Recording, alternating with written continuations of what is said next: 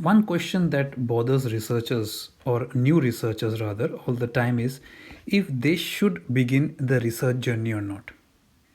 In this regard, today I will talk about should you start research individually or in a group, and what are the advantages and disadvantages of each. Welcome to Search Research with Dr. Sam, your online thesis guide and advisor. And in today's video, let's talk about starting research in a group and what is the advantage firstly. So remember that the small scale research exercise which you are engaged in may be a group effort or your responsibility alone. Now, this is a matter of choice and may be dictated to some extent by the nature of the research itself, or maybe a formal requirement of your degree program or even employment. While many of the issues affecting the processes of group research are in essence the same as those for individual research, there are some key differences. So, what are the advantages of doing research in a group? I think the biggest advantage that you get in working in a group is that you get a taste of the research process. This helps to decide that whether this research journey is for you or not. If you enjoy the process, if you like research, then you can, of course, go ahead and continue with your research journey on your own. But if you don't, then you have an early warning that this journey is not meant for you. Because in group research, it helps you to enables you to share the responsibility. It lets you specialize in those aspects of the work to which you are best suited. For example, if you are more suited in working on your own, doing a literature review, then you can do that. If you are more suited in doing statistical or mathematical analysis or data collection or interviews or survey questionnaires, then you can do that as well. The biggest advantage that you get is that you get the useful experience of working in a team. And this useful experience can be then highlighted in your resume, in your job applications, which provides you with evidence that you can work in a team which has completed projects led to fruitful outcomes. Group research also helps you to take on larger scale topics which you can probably otherwise manage. So when you're working alone, you cannot take on a huge research project because you have to adhere to the time requirements. There is a time limit. You may get few years, but you have to do a project which is manageable within those few years and you have to do it on your own. Whereas if you work in a group, you could be part of a much bigger research project, handle one small aspect of it, yet learn about the different aspects of the research project. You also get ready-made support networks, which helps in your networking. Right? So not only do you get to work with others, but you also get to learn from others. You help to make contacts. These contacts can then help you later on to act as referees in your job application. They may refer you to a supervisor if they find some worth in your work. They might also help you to become part of further research projects or get a job. And you also find out whether you are essential for certain kinds of research or not. So certain kinds of research have to be done in group research. It cannot be done individually, especially if the projects are large and require various input from various departments. Then you find out where you fit in the bigger scheme, right? Especially if it is a university setting or even if it is a work setting, then you find out where you fit in such a big research project. And then you work on your strengths and weaknesses. Similarly, if I talk about individual research, then of course the advantage is that it gives you sole ownership of the research.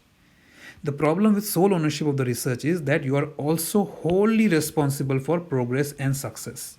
So if you are a driven individual, if you can manage time, if you are motivated, then you can go for sole ownership because the responsibility lies with you. You don't have to depend on your team members to complete it and you can finish it off. It may also result in a more focused project if you are a focused individual.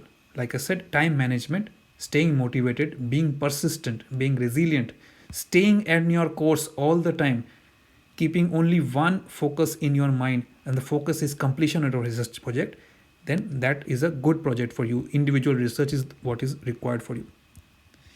The overall quality will also be determined by you and not your team members. So working in a group is of course fruitful if the group members are equally or more competent than you. Then you will learn a lot. The quality of the project comes out very nicely.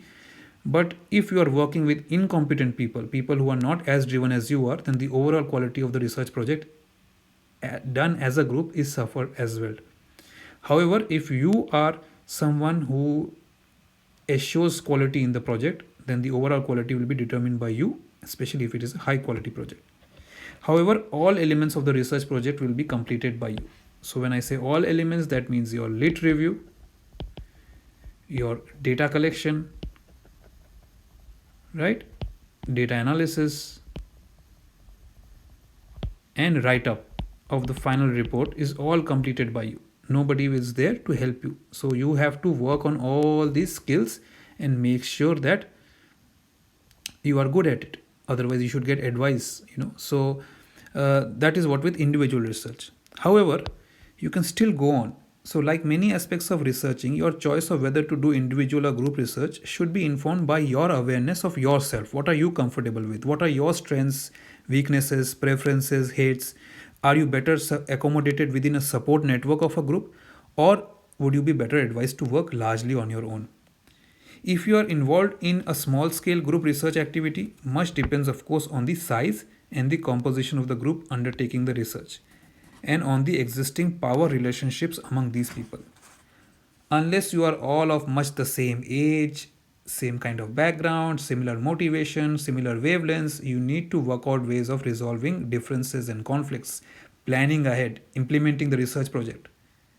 So let's summarize some of the key issues that you have to manage if you are in a group, if you are doing group research. So these are some of the key issues if you are involved in a group research project. Firstly, you have to identify, does the group need or have a leader? And the leader should be experienced, right? They should be knowledgeable. They should have experience of completing the project, right? Successful completions. They should be competent leaders, ability to lead teams into successful completion. Remember, the whole purpose of a research project is successful completion, to get outcomes that are creating impact in the world, so that you become a recognized researcher, a recognized academic, a recognized professional in your field, right? The second is responsibilities. Who is responsible for example meetings, organizing meetings? Who is responsible for keeping records? Who is responsible for chasing the progress of the project and making sure people are adhering to timelines, deadlines, right? The third one is, what are the strengths and weaknesses of the group for carrying out the research project? This SWOT analysis, the strength, weaknesses, opportunities, threat, this analysis should be done very much at the beginning. All this should be clear very much at the beginning. Some people, like I said, they may be very good in statistical analysis, data analysis. That's what they should be focusing on. Some people may be very good in write-ups, writing the publications. Some people may be good in getting the funding or meeting stakeholders. So the strengths and weaknesses of group members should be clear beforehand, and it should be outlined to everyone.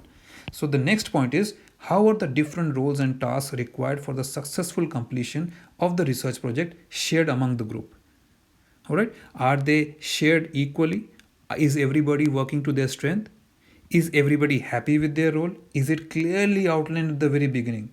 Will everyone in the group have a role in each phase, or will they specialize in some specific phases only? Will they come in at a particular stage of the research project? All this should be cleared beforehand. It should be like an agreement. It should be like a contract where everything is laid out clearly. You must also lay out, does every member of a group have a clear idea of their tasks and responsibilities and the credit they will be allotted on completion of the project? All right, make sure it's all outlined. Members have read it. They can sign it if you want to, because later on, if conflicts happen, then that doesn't reflect very well on your group or the stakeholders who are funding the project. All right, differences between group members should be respected. All right, so each member of the group should not only have a clear idea about their tasks and responsibilities, but each member should be able to respect the difference between the group members. So if there is someone who's not happy, that should be addressed. All right, people should talk it out. It should be clear.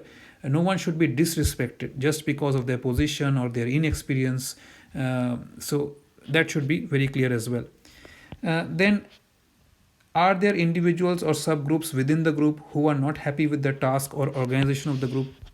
then what is done, what is being done, how are conflicts being resolved, right? Why is this conflict occurring? If everything has to be outlined early, these conflicts should not occur. And if this conflict is occurring because of some reason, it should be resolved at the soonest, amicably, making sure that none of you forget that the overall goal of this group is to complete the research project and create the impact that you set out to create, because it will benefit all the group members.